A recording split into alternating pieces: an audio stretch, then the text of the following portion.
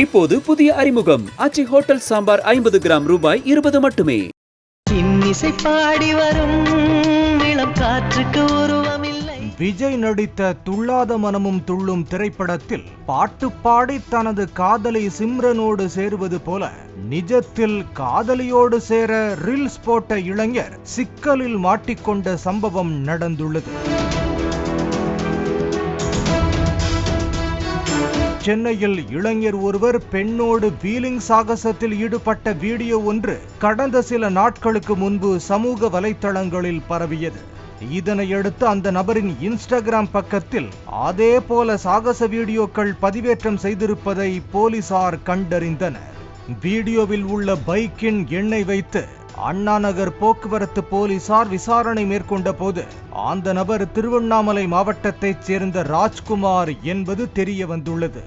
அவரிடம் போலீசார் நடத்திய விசாரணையில் பல சுவாரஸ்ய தகவல்கள் வெளியாகியுள்ளன.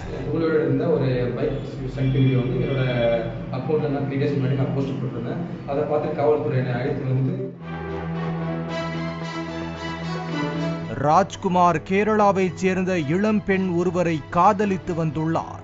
பைக் சாகசத்தில் ஆர்வம் கொண்ட ராஜ்குமார் தொடர்ந்து இன்ஸ்டா பக்கத்தில் வீலிங் செய்து ரீல்ஸ் பதிவிட்டு வந்துள்ளார்.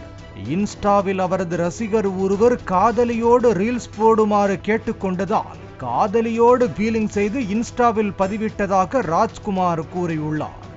பைக் சாகசத்தில் ஈடுபட்ட போது பூந்தமல்லி போக்குவரத்து போலீசாரால் ராஜ்குமார் கைதானதால் இனி இதுபோன்று பைக் சாகசத்தில் ஈடுபட மாட்டேன் என எழுதி கொடுத்துள்ளார். பின்னர் கருத்து வேறுபாடு காரணமாக ராஜ்குமாரின் காதலி அவரை பிரிந்து சென்றுள்ளார்.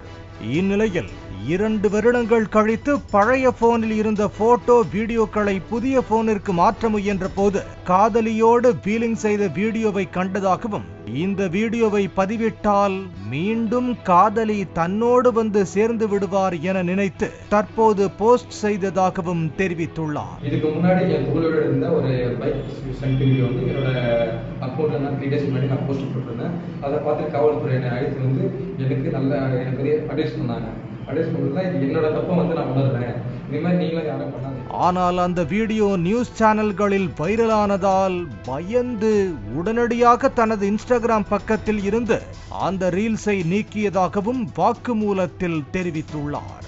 மேலும் இதுபோன்ற சாகசங்களில் யாரும் ஈடுபட வேண்டாம் எனவும் ராஜ்குமார் தெரிவித்துள்ளார். இப்போது புதிய அறிமுகம் ஆச்சி ஹோட்டல் சாம்பார் 50 கிராம் ரூபாய் 20 மட்டுமே.